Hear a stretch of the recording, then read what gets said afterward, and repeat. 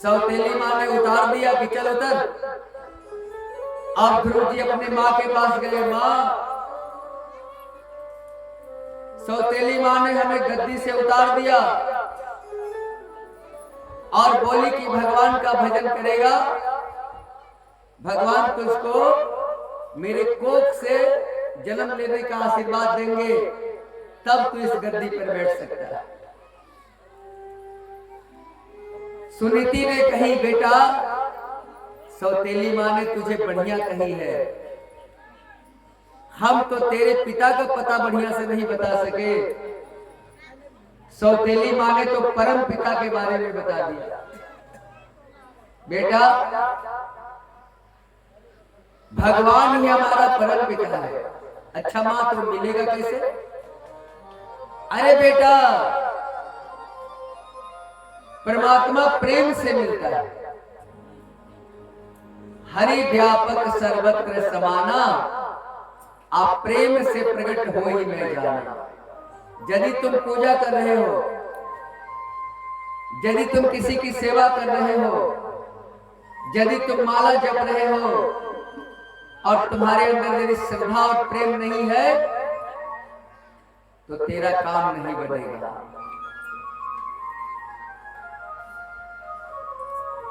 है प्रेम जगत का सार और कुछ सार नहीं, प्रेम ही सब कुछ है। यदि तुम सब लोगों से प्रेम करने लगो तो प्रेमी को कोई दूध में पानी मिला के नहीं देगा। प्रेमी को कोई 1 किलो के बदले 900 ग्राम नाप के नहीं देगा।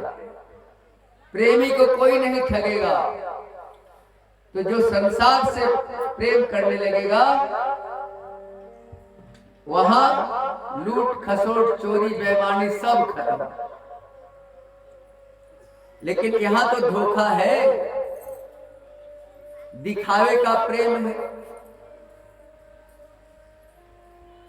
अब ध्रुव जी चल दिए, 5 वर्ष की उम्र है, जंगल में भगवान को पाने के लिए।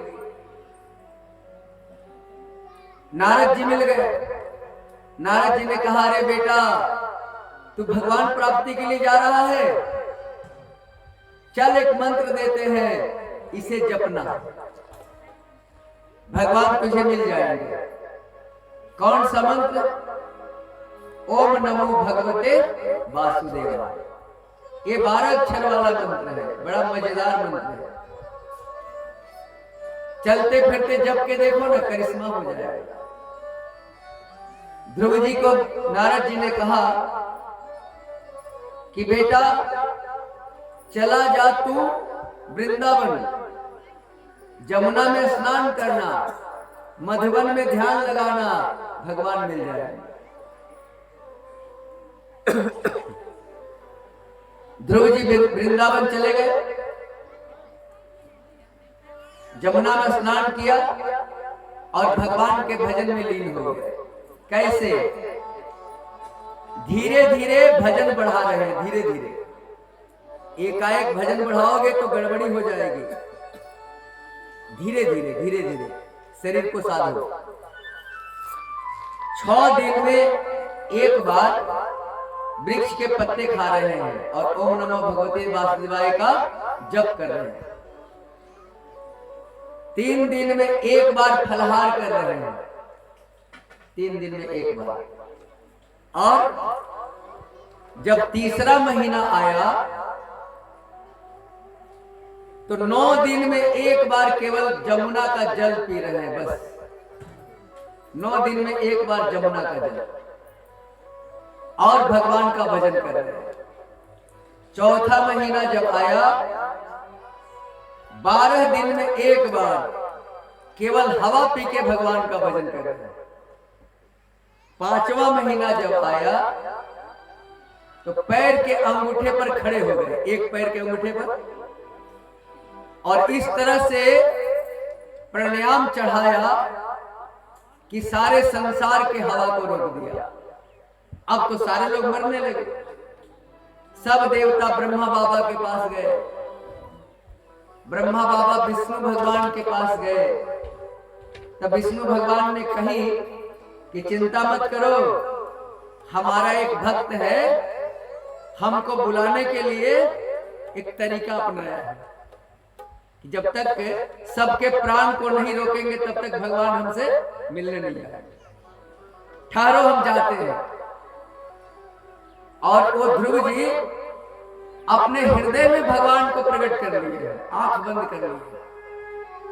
अब वो बैकुंठ से विष्णु भगवान आए और सामने खड़े हो गए ध्रुव जी के सामने। ध्रुव जी आंख नहीं खोल रहे हैं, क्योंकि जो भगवान बाहर खड़े हैं वही भगवान तो हृदय में है। भगवान ने क्या किया, अपनी हृदय की छवि को अंदर से हटाया। जब हृदय की छवि अंदर से हटी तो ध्रुव जी हड़बड़ा करके आंख खोली तो क्या देखा कि जो भगवान अंदर थे वही भगवान बाहर है। भगवान की स्तुति की और भगवान ने ध्रुव जी से कहा, जा बेटा 36,000 वर्ष राज्य कर, हम तुमको आशीर्वाद देते हैं, अपने राज्य को जा और अंत में ध्रुव लोक को प्राप्त करेगा। ध्रुव जी लौट के गए, पिता और माता ने उतर करके अपने गोद में उठा करके ध्रुव जी को सिंहासन पर बिठा दिया कि बेटा है सिंहासन आज से तेरा। ध्रुव जी 36,000 वर्ष राज्य किए और अंतिम में मृत्यु देवी जब आए ध्रुव जी को लेने के लिए तो मौत को बोले कि चलो मेरे सामने झुको, और मौत के माथे पर हाथ रख के विमान पर बैठ के इसी शरीर में चले गए। आज भी आकाश में ध्रुव तारा उन्हीं की कथा है, आज भी चमक रहे हैं। तो इस तरह से आपने ध्रुव जी की कथा सुनी। अब एक भजन का आनंद लीजिए, फिर कथा में आगे चलेंगे।